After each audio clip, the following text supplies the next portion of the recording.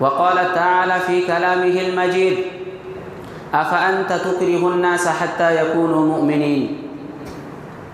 محترم سامعین کرام، بزرگان دین، نوجوانان ملت اسلامیہ اور خواتین اسلام، گزشتہ خطبہ جمعہ میں اسلام اور حقوق انسانی کے تعلق سے کچھ باتیں آپ کے سامنے رکھی گئی تھی۔ انشاءاللہ العزیز آج کے اس خطبہ جمعہ میں بھی اسی موضوع کے حوالے سے کچھ باتیں آپ کے سامنے عرض کرنے کی کوشش کروں گا۔ اللہ رب العالمین سے دعا ہے کہ رب العالمین مجھے حق بات کہنے، کتاب و سنت کے مطابق بیان کرنے، ہم سب کو حق بات سننے اور اس پر عمل کرنے کی توفیق عطا فرمائے، آمین۔ حضرات، گزشتہ خطبہ جمعہ میں آخر میں یہ بات بتائی گئی تھی کہ اسلام کے اندر عام انسانوں کے کیا حقوق ہیں۔ اس تعلق سے یہ بات بتائی گئی تھی کہ ہمیں ہر انسان کے ساتھ رحیمانہ معاملہ کرنا چاہیے، ہر انسان کے ساتھ ہمیں کریمانہ معاملہ کرنا چاہیے۔ حضرات، آئیے دیکھتے ہیں کہ اسلام کے اندر کمزوروں اور مجبوروں کے کیا حقوق ہیں۔ کمزوروں اور مجبوروں کے تعلق سے اسلام نے ہماری کیا رہنمائی کی ہے، اس سلسلے میں ایک حدیث آپ سماعت فرمائیں۔ حدیث اس طرح ہے، وعن ابی سعید الخدری رضی اللہ تعالیٰ عنہ قال سمعت النبی صلی اللہ علیہ وسلم یقول ابغونی ضعفاءکم فانما ترزقون وتنصرون بضعفائکم، رواہ الترمذی فی کتاب الجہاد۔ اس حدیث کو امام ترمذی رحمۃ اللہ علیہ اپنی کتاب سنن ترمذی کتاب الجہاد کے اندر لائے ہیں۔ راوی حدیث حضرت ابو سعید خدری رضی اللہ تعالیٰ عنہ بیان کرتے ہیں کہ امام کائنات جناب محمد الرسول اللہ صلی اللہ علیہ وسلم نے ارشاد فرمایا کہ ابغونی ضعفاءکم، اے میرے صحابہ، اگر تم لوگ مجھے تلاش کرنا چاہتے ہو تو تم لوگ مجھے اپنے کمزوروں کے اندر تلاش کرو۔ کیوں؟ اس لیے کہ پیارے نبی صلی اللہ علیہ وسلم نے فرمایا کہ جو بڑے بڑے مالدار لوگ ہوتے ہیں، بڑے بڑے پیسے والے لوگ ہوتے ہیں، ان کے سامنے جب کوئی غریب انسان، جب کوئی پریشان حال انسان، جب کوئی مجبور انسان اپنا دست سوال دراز کرتا ہے، کچھ مانگتا ہے، کچھ طلب کرتا ہے، تو بڑی حقارت سے اس کے دست سوال کو لوٹا دیا جاتا ہے۔ گویا کہ پیارے نبی صلی اللہ علیہ وسلم ہمیں اور آپ کو یہ پیغام دے رہے ہیں۔ پیارے نبی صلی اللہ علیہ وسلم یہ فرمانا چاہتے ہیں کہ اے بڑے بڑے مالدار لوگوں، اے وہ لوگوں جن کو اللہ نے مال و دولت سے نوازا ہے، اس سبق کو نہ بھولو، اس درس کو نہ بھولو کہ جو نعمتیں تمہیں اللہ کی جانب سے ملی ہوئی ہیں، جو روزی تمہیں اللہ کی جانب سے ملی ہوئی ہیں، یہ تمہارے کمزوروں کی وجہ سے ہیں۔ حضرات، اس حدیث کے اندر ہمیں اور آپ کو اس بات کی دعوت دی گئی ہے کہ ہمیں اپنے کمزوروں کا خیال رکھنا چاہیے، ہمیں اپنے مجبور حال لوگوں کا خاص خیال رکھنا چاہیے۔ اسلام کے اندر یہ کمزوروں اور مجبوروں کے حقوق ہیں جس کا ہمیں اور آپ کو خاص خیال رکھنا چاہیے۔ حضرات، آئیے دیکھتے ہیں کہ اسلام کے اندر آجر اور مزدوروں کے کیا حقوق ہیں۔ کچھ لوگ ہوتے ہیں جو ہمارے گھروں کے اندر کام کرتے ہیں، ہمارے لیے بڑی بڑی عمارت تعمیر کرتے ہیں، ہمارے لیے بڑے بڑے بنگلے تعمیر کرتے ہیں۔ ان مزدوروں کے کیا حقوق ہیں؟ اسلام نے ان کے بارے میں ہماری کیا رہنمائی کی ہے؟ آئیے اس سلسلے میں ایک حدیث سماعت فرمائیں۔ حدیث اس طرح ہے، وعن عبداللہ بن عمر رضی اللہ تعالی عنہما قال قال رسول اللہ صلی اللہ علیہ وسلم اعطوا الاجیر اجرہ قبل ان یجف عرقہ، رواہ ابن ماجہ فی کتاب الاحکام۔ اس حدیث کو امام ابن ماجہ رحمۃ اللہ علیہ اپنی کتاب سنن ابن ماجہ کتاب الاحکام کے اندر لائے ہیں۔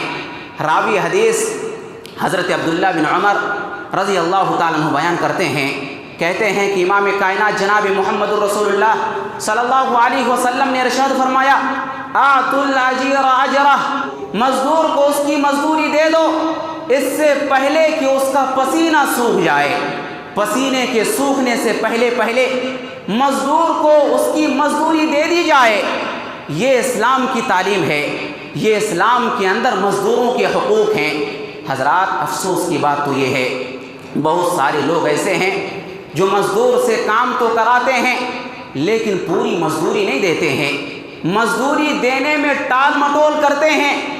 और बाज़ खबरें तो यहाँ तक सुनने को मिलती हैं कि बाज़ लोग काम कराते हैं और 1 महीना काम कराते हैं, 2 महीने तक काम कराते हैं, और काम कराते कराते जब काम मुकम्मल हो जाता है तो अपने शहर को छोड़ करके चले जाते हैं ताकि उनको मज़दूरों को मजदूरी देना ना पड़े।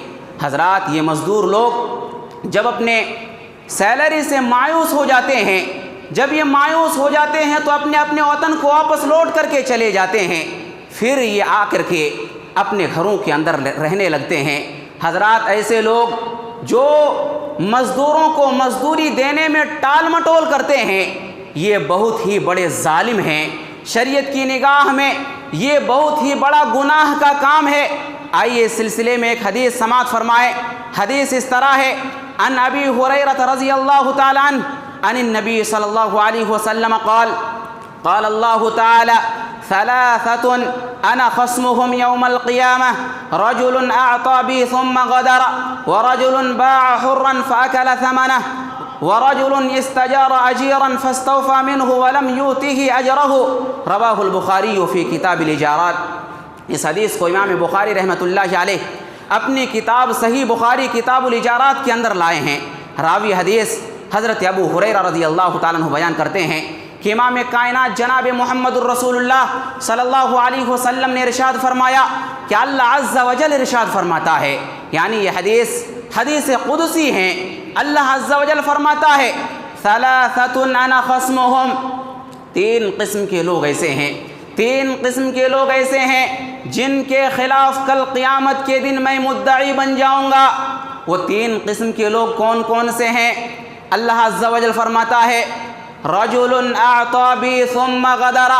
अल्लाह अज़्ज़ा वजल फरमाता है, एक वो इंसान जिसने मेरा नाम लेकर के अहदो पैमान किया, कोई वादा किया, सुम्मा गदरा, फिर उसने गदर किया, फिर उसने उस वादे को तोड़ दिया। हज़रात, क्या मतलब होता है?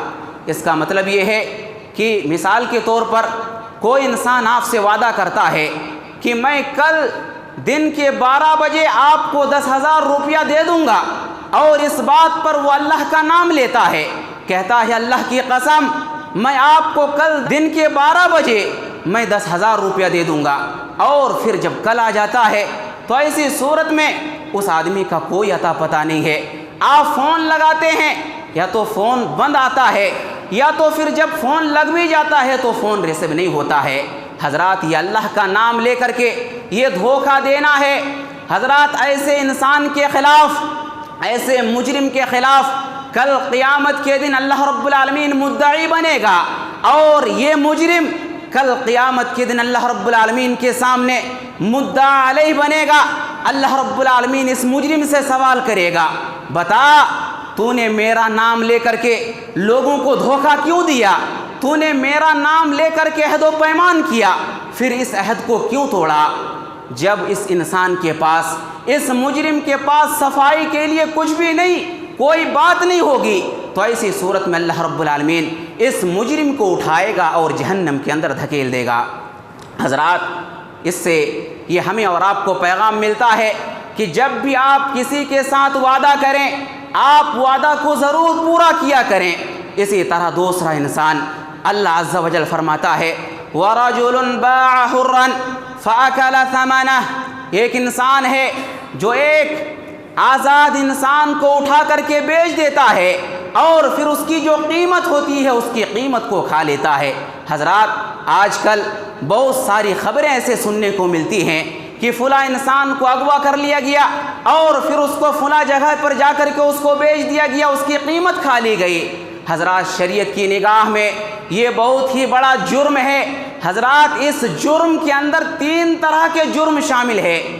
पहला जुर्म ایک آزاد انسان کو غلام بنانا یہ بہت بڑا جرم ہے. اسی طرح ناحق انسان کو بیچ دینا یہ دوسرا جرم ہے، اور اس کو بیچ کر کے پھر اس کی قیمت کو کھا لینا یہ تیسرا جرم ہے. ایسے مجرم کے خلاف اللہ رب العالمین کل قیامت کے دن مدعی بن جائے گا، اور یہ مجرم کل قیامت کے دن اللہ رب العالمین کے سامنے مدعا علیہ بن کر کے کھڑا ہوگا. اللہ رب العالمین اس انسان سے پوچھے گا، بتا تو نے دنیا کے اندر ایک آزاد انسان کو غلام بنا کر کے بیچ کر کے اس کی قیمت کیوں کھائی؟ اس انسان کے پاس اپنی صفائی کے لیے کچھ بھی نہیں ہوگا. جب یہ انسان اپنی صفائی پیش نہیں کر پائیں گے، اللہ رب العالمین اس کو اٹھائے گا، جہنم کے اندر دھکیل دے گا. حضرات، یہ جو خبریں آ رہی ہیں، ہم جو گاہے بگاہے اس طرح کی خبریں سنتے رہتے ہیں کہ فلاں انسان کو اٹھا کر کے بیچ دیا گیا، حضرات یہ اسلام کی نگاہ میں بہت ہی بڑا جرم ہے، اس سے بچنے کی ضرورت ہے. اسی طرح سے حضرات تیسرا انسان اللہ عز و جل فرماتا ہے وَرَجُلٌ اسْتَأْجَرَ أَجِيرًا فَاسْتَوْفَى مِنْهُ وَلَمْ يُعْطِهِ أَجْرَهُ. ایک انسان ہے جو اپنے مزدور سے پورا کام لیتا ہے، لیکن پورا کام لینے کے بعد پوری مزدوری نہیں دیتا ہے. حضرات ایسا انسان بھی بہت ہی بڑا ظالم ہے. اور صرف اتنا ہی نہیں، اس حدیث کے اندر تو یہ بات موجود ہے کہ پوری مزدوری نہیں دیتا ہے. آج ہمارے معاشرے کے اندر بہت سارے ایسے لوگ بھی موجود ہیں کہ مزدوری دینے میں ٹال مٹول کرتے ہیں. جب کچھ دن گزر جاتے ہیں مزدوری دینے سے انکار کر دیتے ہیں، مزدوری نہ دینے کی وجہ سے شہر چھوڑ کر کے بھاگ جاتے ہیں. حضرات ایسے سارے کے سارے لوگ اللہ رب العالمین کی نگاہ میں مجرم ہے. ایسے لوگوں کے خلاف اللہ رب العالمین کل قیامت کے دن مدعی بنے گا، اور یہ لوگ مدعا علیہ بنیں گے. اللہ رب العالمین کل قیامت کے دن ایسے ظالموں سے سوال کرے گا، بتا تو نے مزدوروں سے کام تو لیا لیکن پوری اجرت کیوں نہیں دی؟ تو نے اجرت دینے میں ٹال مٹول کیوں کی؟ اس انسان کے پاس، اس ظالم کے پاس بھی صفائی میں کہنے کو کچھ بھی نہیں ہوگا. اللہ رب العالمین اس کو اٹھائے گا، جہنم کے اندر ڈال دے گا. حضرات اگر آپ اپنے گھروں کے اندر مزدوروں سے کام کرواتے ہیں تو اسلام نے مزدوروں کو جو حقوق دیے ہیں کہ پسینے کو سوکھنے سے پہلے ان کی مزدوری دے دو.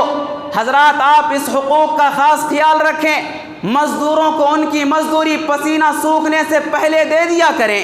حضرات یہ اسلام کے اندر آجر اور مزدوروں کے حقوق ہیں، اس کا ہمیں اور آپ کو خاص خیال رکھنا چاہیے. اسی طرح سے حضرات اب آئیے دیکھتے ہیں کہ اسلام کے اندر ایک مسلمان کا دوسرے مسلمان کے اوپر کیا حقوق ہیں.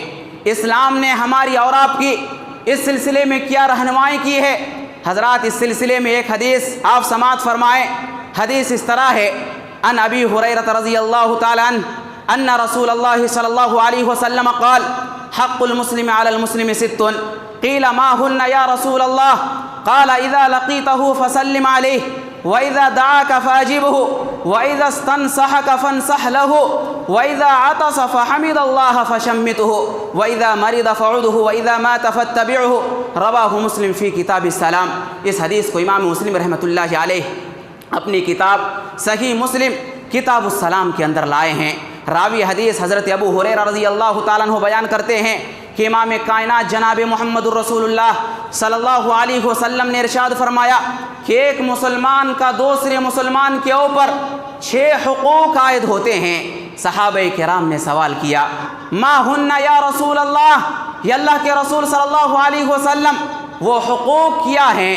پیارے نبی صلی اللہ علیہ وسلم نے فرمایا، پہلا حق اذا لقیتہ فسلم علیہ، جب آپ اپنے کسی مسلمان بھائی سے ملیں تو ملتے ہی فوراً السلام علیکم کہیں. ایک مسلمان کا، یہ ایک مسلمان کا دوسرے مسلمان کے اوپر پہلا حق ہے. حضرات پیارے نبی صلی اللہ علیہ وسلم نے اس کو حق کیوں قرار دیا؟ پیارے نبی صلی اللہ علیہ وسلم نے اس کی تعلیم کیوں دی؟ اس کی حکمت کیا ہے؟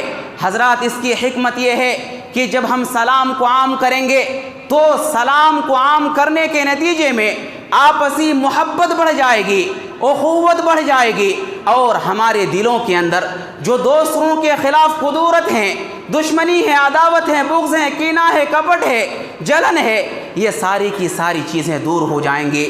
دلیل کیا ہے؟ دلیل یہ حدیث پاک ہے، عن ابی ہریرہ رضی اللہ تعالیٰ عنہ قال قال رسول اللہ صلی اللہ علیہ وسلم لا تدخلون الجنہ حتى تؤمنوا ولا تؤمنوا حتى تحابوا اولا ادلكم على شيء اذا فعلتموه تحاببتم افشوا السلام بينكم رواہ مسلم فی کتاب الایمان۔ اس حدیث کو امام مسلم رحمۃ اللہ علیہ اپنی کتاب صحیح مسلم کتاب الایمان کے اندر لائے ہیں۔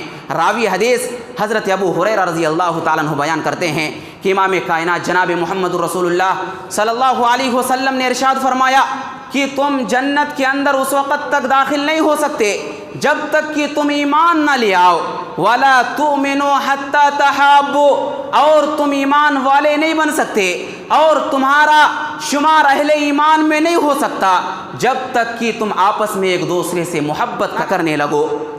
پیارے نبی صلی اللہ علیہ وسلم نے فرمایا اولا ادلکم علی شیء، اے میرے صحابہ کیا میں تمہاری رہنمائی ایک ایسے چیز کی طرف نہ کروں کہ اگر تم اس چیز کو کرو گے تحاببتم، تو تم ایک دوسرے سے محبت کرنے لگو گے۔ پیارے نبی صلی اللہ علیہ وسلم سے کہا گیا یا اللہ کے رسول آپ ضرور بتائیں، ہم اس پر عمل کریں گے۔ پیارے نبی صلی اللہ علیہ وسلم نے فرمایا افشوا السلام بینکم، تم آپس میں سلام کو پھیلاؤ، تم آپس میں سلام کو عام کرو، نتیجے میں تم آپس میں ایک دوسرے سے محبت کرنے لگو گے۔ حضرات یہ ایک مسلمان کا دوسرے مسلمان کے اوپر حق ہے، آپ جب بھی کسی مسلمان بھائی سے ملتے ہی فوراً السلام علیکم کہیں۔ اسی طرح سے حضرات دوسرا حق پیارے نبی صلی اللہ علیہ وسلم نے فرمایا وَإِذَا دَعَاكَ فَأَجِبْهُ، جب آپ کا مسلمان بھائی آپ کو دعوت دے تو ایسی صورت میں آپ کی ذمہ داری ہے کہ آپ دعوت کو قبول کریں۔ حضرات ہم جانتے ہیں دعوت کی دو شکلیں ہوتی ہیں، بعض دعوت ایسی ہوتی ہیں جو انسان عموماً خوشی کے موقع سے کرتا ہے، اور اسی طرح ایک دعوت ہے جس کو ہم دعوت ولیمہ کے نام سے جانتے ہیں۔ حضرات اس بات کو یاد رکھیں کہ اگر آپ کو کوئی مسلمان ولیمے کی دعوت دے رہا ہے تو ولیمے کی دعوت کو قبول کرنا واجب ہے۔ آپ اس بات کو یاد رکھیں۔ ہاں اگر ایسی صورتحال ہے کہ جہاں پر آپ کو دعوت دی جا رہی ہے، فنکشن ہال کے اندر کوئی منکر کام ہو رہا ہے، فنکشن ہال کے اندر کوئی برائی ہو رہی ہے، تو اگر آپ ایسی دعوت میں نہ شرکت کریں تو کوئی بھی حرج کی بات نہیں ہے۔ لیکن اگر فنکشن ہال میں کوئی منکر کام نہیں ہو رہا ہے اور آپ کا بھائی آپ کو ولیمے کی دعوت دے رہا ہے، ایسی دعوت کو قبول کرنا واجب اور ضروری ہے۔ اگر آپ ایسی دعوت کو قبول نہیں کرتے ہیں تو گویا کہ آپ اللہ اور اس کے رسول کی نافرمانی کر رہے ہیں۔ دلیل کیا ہے؟ دلیل یہ حدیث پاک ہے، عن ابی ہریرہ رضی اللہ تعالیٰ عنہ ان النبی صلی اللہ علیہ وسلم قال شر الطعام طعام الولیمہ یمنعها من یأتیها ویدعى الیها من یأباها ومن لم یجب الدعوة فقد عصى اللہ ورسولہ، رواہ مسلم فی کتاب النکاح۔ اس حدیث کو امام مسلم رحمۃ اللہ علیہ اپنی کتاب صحیح مسلم کتاب النکاح کے اندر لائے ہیں۔ راوی حدیث حضرت ابو ہریرہ رضی اللہ تعالیٰ عنہ بیان کرتے ہیں کہ امام کائنات جناب محمد رسول اللہ صلی اللہ علیہ وسلم نے ارشاد فرمایا کہ سب سے بری دعوت ولیمے کی دعوت ہے، سب سے بری دعوت ولیمے کی دعوت ہے۔ کون سی دعوت سب سے بری ہے؟ وہ ولیمے کی دعوت جو سب سے بری ہے وہ کون سی دعوت ہے؟ پیارے نبی صلی اللہ علیہ وسلم نے اس کی وضاحت آگے فرمائی۔ پیارے نبی صلی اللہ علیہ وسلم نے فرمایا ایسی ولیمے کی دعوت سب سے بری دعوت ہے جس کے اندر مالداروں کو تو بلایا جائے، بڑے بڑے لوگوں کو تو بلایا جائے، لیکن مسکینوں کو، چھوٹے چھوٹے لوگوں کو، کمزور لوگوں کو نظر انداز کر دیا جائے۔ ایسی دعوت بہت ہی بری دعوت ہے۔ پیارے نبی صلی اللہ علیہ وسلم نے فرمایا وَمَن لَّمْ يُجِبِ الدَّعْوَةَ، لیکن اگر یہ صورتحال نہ ہو، اگر ولیمے کی دعوت میں مالداروں کو بھی بلایا گیا ہے، اگر ولیمے کی دعوت میں مسکینوں فقیروں کو بھی بلایا گیا ہے، اگر یہ صورتحال ہے، اس کے باوجود اگر کوئی انسان اپنے مسلمان بھائی کی ولیمے کی دعوت کو قبول نہیں کرتا ہے فقد عصى اللہ ورسولہ، تو گویا کہ وہ اللہ اور اس کے رسول کی نافرمانی کرتا ہے۔ حضرات یہ حدیث ہمیں اور آپ کو اس بات کا پیغام دے رہی ہے کہ جب بھی ہمارا مسلمان بھائی ہم کو ولیمے کی دعوت دے تو ایسی صورت میں ہمیں ضرور قبول کرنا چاہیے۔ یہ ایک مسلمان کا دوسرے مسلمان کے اوپر دوسرا حق ہے۔ اسی طرح سے حضرات تیسرا حق پیارے نبی صلی اللہ علیہ وسلم نے فرمایا وَإِذَا اسْتَنصَحَكَ فَانصَحْ لَهُ، جب آپ کا مسلمان بھائی آپ سے خیر خواہی کا طالب ہو تو ایسی صورت میں آپ کی ذمہ داری ہے کہ آپ اس کے لیے خیر خواہی کریں۔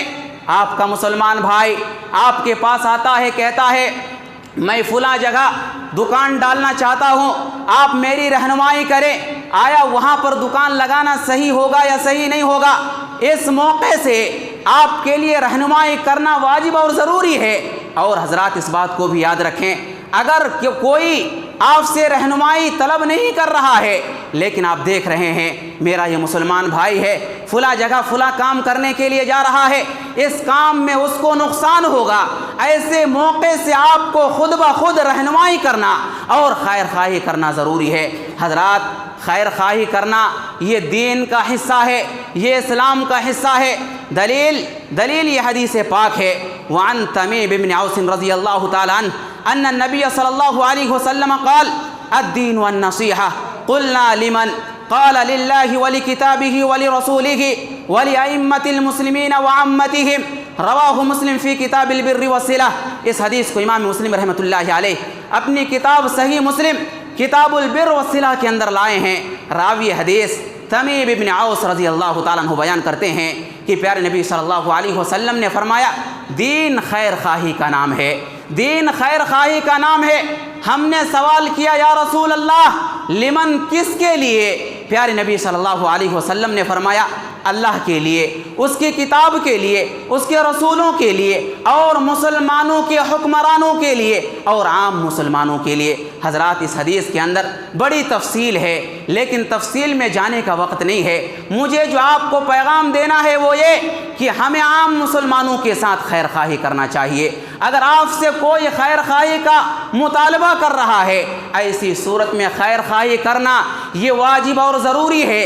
اور اگر خیر خواہی کا مطالبہ آپ سے نہیں کیا جا رہا ہے، آپ دیکھ رہے ہیں کہ میرا فلاں بھائی فلاں کام کرنے کو جا رہا ہے اور اگر اس کام کے لیے جائے گا وہ نقصان میں پڑ جائے گا، وہ خسارے میں پڑ جائے گا، ایسی صورت میں بھی آپ کے لیے خیر خواہی کرنا واجب اور ضروری ہے۔ حضرات یہ ایک مسلمان کا دوسرے مسلمان کے اوپر تیسرا حق ہے جو پیارے نبی صلی اللہ علیہ وسلم نے بیان فرمایا ہے۔ اسی طرح سے حضرات چوتھا حق وَإِذَا عَطَسَ فَحَمِدَ اللَّهَ فَشَمِّتْهُ، پیارے نبی صلی اللہ علیہ وسلم نے فرمایا کہ جب کوئی مسلمان چھینکے اور چھینکنے کے بعد الحمدللہ کہے تو وہاں پر موجود لوگوں کو یرحمک اللہ کہنا چاہیے، اللہ رب العالمین آپ کے اوپر رحم کرے۔ اور جب وہاں پر موجود لوگ یرحمک اللہ کہے تو چھینکنے والے کو چاہیے کہ وہ یہدیکم اللہ ویصلح بالکم کہے کہ اللہ رب العالمین آپ کو ہدایت دے اور آپ کے معاملے کو درست کرے۔ حضرات چھینک کا جواب دینا یہ مسلمانوں کے اوپر ایک چوتھا حق ہے جو پیارے نبی صلی اللہ علیہ وسلم نے بیان فرمایا ہے۔ اسی طرح سے حضرات ایک پانچواں حق پیارے نبی صلی اللہ علیہ وسلم نے فرمایا وَإِذَا مَرِضَ فَعُدْهُ، کہ جب کوئی مسلمان بیمار پڑ جائے آپ کی ذمہ داری ہے کہ آپ اس کی عیادت کریں۔ آج ہمارا حال کیا ہے؟ آج کوئی بیمار ہے اس سے ہمیں کیا لینا دینا ہے؟ کوئی مر رہا ہے، کوئی پریشانی میں مبتلا ہے، اس سے ہمیں کیا لینا دینا ہے؟ حضرات یہ اسلام نہیں ہے۔ اسلام کا پیغام یہ ہے کہ جب آپ کا مسلمان بھائی بیمار پڑ جائے آپ کی ذمہ داری ہے کہ آپ اس کی عیادت کریں۔ اور حضرات مریضوں کی عیادت کرنا اس کی اسلام کے اندر بڑی فضیلت آئی ہوئی ہے، آپ بڑی فضیلت کو حاصل کر سکتے ہیں۔ اگر آپ کسی بیمار انسان کی، بیمار بھائی کی عیادت کرتے ہیں تو اس کی فضیلت کیا ہے؟ فضیلت کے تعلق سے ایک حدیث آپ یاد رکھیں، عن علی رضی اللہ تعالیٰ عنہ قال سمعت رسول اللہ صلی اللہ علیہ وسلم یقول ما من مسلم یعود مسلما غدوة الا صلى عليه 70,000 ملك حتى يمسي وإن عاده عشية إلا صلى عليه 70,000 ملك حتى يصبح وكان له خريف في الجنة رواه الترمذي في كتاب الجنائز۔ اس حدیث کو امام ترمذی رحمۃ اللہ علیہ اپنی کتاب سنن ترمذی کتاب الجنائز کے اندر لائے ہیں۔ راوی حدیث حضرت علی بن ابی طالب رضی اللہ تعالیٰ عنہ بیان کرتے ہیں کہ امام کائنات جناب محمد رسول اللہ صلی اللہ علیہ وسلم نے ارشاد فرمایا کہ اگر کوئی مسلمان صبح کے وقت اپنے کسی مسلمان بھائی کی جو کہ بیمار پڑ گیا ہے اس کی عیادت کرتا ہے تو شام تک اس کے لیے 70,000 فرشتے مغفرت کی اور رحمت کی دعائیں کرتے ہیں۔ اور اگر کوئی انسان شام کے وقت کسی مریض انسان کی عیادت کرتا ہے تو صبح تک 70,000 فرشتے اس کے لیے مغفرت اور رحمت کی دعائیں کرتے ہیں۔ پیارے نبی صلی اللہ علیہ وسلم فرماتے ہیں وَكَانَ لَهُ خَرِيفٌ فِي الْجَنَّةِ، اور اس عیادت کرنے والے انسان کے لیے جنت کے اندر ایک باغ لگا دیا جاتا ہے۔ حضرات، اگر ہم اور آپ یہ چاہتے ہیں کہ ہمارے لیے فرشتے مغفرت کی اور رحمت کی دعائیں کریں تو ایسی صورت میں اسلام کا جو یہ پیغام ہے کہ مریضوں کی عیادت کرنی چاہیے، اس حکم پر، اس پیغام پر عمل کریں۔ حضرات، یہ 5واں حق ہے جو پیارے نبی صلی اللہ علیہ وسلم نے بیان فرمایا ہے کہ ہمیں اپنے مسلمان مریض بھائیوں کی عیادت کرنی چاہیے۔ اسی طرح سے حضرات، ایک چھٹا حق جو پیارے نبی صلی اللہ علیہ وسلم نے بیان فرمایا وہ یہ کہ وَإِذَا مَاتَ فَاتَّبِعُهُ، جب آپ کا مسلمان بھائی کا انتقال ہو جائے تو آپ اس کی نماز جنازے کے اندر شرکت کریں۔ حضرات، نماز جنازے کے اندر شرکت کرنا، اس کی بھی اسلام کے اندر بڑی فضیلت ہے۔ فضیلت کے تعلق سے آپ اس حدیث کو یاد رکھیں۔ حدیث اس طرح ہے، عن ابی ہریرہ رضی اللہ تعالیٰ عنہ قال قال رسول اللہ صلی اللہ علیہ وسلم من شہد الجنازہ حتی یصلی علیہا فله قیرات ومن شہد لها حتی تدفن فله قیراتان قیل وما القیراتان قال مثل الجبلین العظیمین رواہ البخاری فی کتاب الجنائز۔ اس حدیث کو امام بخاری رحمۃ اللہ علیہ اپنی کتاب صحیح بخاری کتاب الجنائز کے اندر لائے ہیں۔ راوی حدیث حضرت ابو ہریرہ رضی اللہ تعالیٰ عنہ بیان کرتے ہیں کہ امام کائنات جناب محمد رسول اللہ صلی اللہ علیہ وسلم نے ارشاد فرمایا کہ من شہید الجنازہ، جو انسان کسی جنازے میں شریک ہوتا ہے، حتی یصلی علیہا، اور نماز جنازے کی ادائیگی کرتا ہے، فلہ قیرات، اس کے لیے قیرات ہے، ومن شہیدہا، اور جو انسان نماز جنازے کے اندر شرکت کرتا ہے، حتی تدفن، نماز جنازے کی ادائیگی کرنے کے بعد قبرستان جاتا ہے اور قبر میں مردہ کو دفن کر کے آتا ہے، پیارے نبی صلی اللہ علیہ وسلم فرماتے ہیں فَلَهُ قِيرَاتان، اس انسان کے لیے 2 قیرات ہے۔ قیل وما القیراتان، پیارے نبی صلی اللہ علیہ وسلم سے سوال کیا گیا یہ 2 قیرات کیا ہیں؟ پیارے نبی صلی اللہ علیہ وسلم نے فرمایا مثل الجبلین العظیمین، اگر آپ کسی جنازے کے اندر شریک ہوتے ہیں، نماز کی ادائیگی کرتے ہیں اور پھر قبرستان میں جا کر کے مردہ کو دفن کر کے آ جاتے ہیں تو ایسی صورت میں 2 بڑی بڑی پہاڑوں کے برابر آپ کو نیکیاں مل جائیں گی، جس کا پیغام پیارے نبی صلی اللہ علیہ وسلم نے اس حدیث کے اندر دیا ہے۔ حضرات، تو ہم سب کی ذمہ داری ہے کہ جب بھی ہمارا کوئی مسلمان بھائی انتقال کر جائے، ہم نماز جنازے کے اندر ضرور شرکت کریں، قبرستان جائیں اور میت کو دفن کر کے آئیں۔ حضرات، اس کے علاوہ بھی پیارے نبی صلی اللہ علیہ وسلم نے ایک مسلمان کے اوپر دوسرے مسلمانوں کے بہت سارے حقوق بیان کیے ہیں۔ اس سلسلے میں ایک حدیث اور سماعت فرمائیں۔ وعن ابن شہاب ان سالما اخبره ان عبد الله بن عمر اخبره ان رسول الله صلى الله عليه وسلم قال المسلم اخو المسلم لا يظلمه ولا يسلمه ومن كان في حاجة اخيه كان الله في حاجته ومن فرج عن مسلم كربة فرج الله عنه كربة من كربات يوم القيامة ومن ستر مسلما ستره الله يوم القيامة رواہ البخاری فی کتاب المظالم۔ اس حدیث کو امام بخاری رحمۃ اللہ علیہ اپنی کتاب صحیح بخاری کتاب المظالم کے اندر لائے ہیں۔ پیارے نبی صلی اللہ علیہ وسلم اس حدیث کے اندر ارشاد فرماتے ہیں کہ المسلم اخو المسلم، مسلمان مسلمان کا بھائی ہوتا ہے۔ مسلمان کی ذمہ داری ہے، آپ کی ذمہ داری ہے کہ آپ کسی مسلمان کو تکلیف نہ پہنچائے، آپ کسی مسلمان کے اوپر ظلم نہ کریں، ولا یسلمہ، اور کسی مسلمان کو ظالم کے حوالے نہ کرے کہ وہ ظالم اس مسلمان کے اوپر ظلم کرے۔ حضرات، آپ کسی کے اوپر ظلم بھی نہیں کر سکتے ہیں اور کسی کو ظالم کے حوالے بھی نہیں کر سکتے ہیں کہ وہ ظالم اس انسان کے اوپر ظلم کرے۔ پیارے نبی صلی اللہ علیہ وسلم فرماتے ہیں وَمَنْ كَانَ فِي حَاجَةِ أَخِيهِ، جو انسان اپنے بھائی کی مدد میں لگا رہتا ہے اللہ رب العالمین اس کی مدد میں لگا رہتا ہے۔ حضرات یہ بہت ہی آسان نسخہ ہے جو پیارے نبی صلی اللہ علیہ وسلم نے بیان فرمایا ہے۔ اگر ہم یہ چاہتے ہیں کہ اللہ رب العالمین کی مدد ہمارے پاس آئے، اللہ رب العالمین کی نصرت ہمیں مل جائے، ہماری ذمہ داری ہے، آپ کی ذمہ داری ہے کہ ہم اپنے مسلمان بھائی کی مدد میں لگ جائیں۔ جب ہم اپنے مسلمان بھائی کی مدد میں لگ جائیں گے اللہ رب العالمین کی مدد ہمارے پاس آئے گی، اللہ رب العالمین کی نصرت ہمارے پاس آئے گی۔ پیارے نبی صلی اللہ علیہ وسلم فرماتے ہیں وَمَنْ فَرَجَ عَنْ مُسْلِمٍ، جو انسان کسی مسلمان سے اس دنیا کے اندر ایک پریشانی کو دور کرتا ہے اللہ رب العالمین کل قیامت کے دن اس کی پریشانیوں میں سے ایک پریشانی کو دور کرے گا۔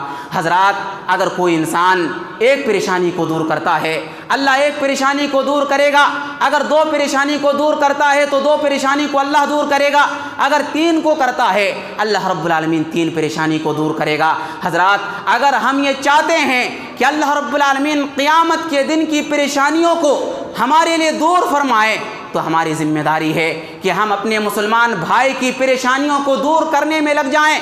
اور پیارے نبی صلی اللہ علیہ وسلم آگے فرماتے ہیں وَمَنْ سَتَرَ مُسْلِمًا سَتَرَهُ اللَّهُ يَوْمَ الْقِيَامَةِ، آج ہماری حالت کیا ہے؟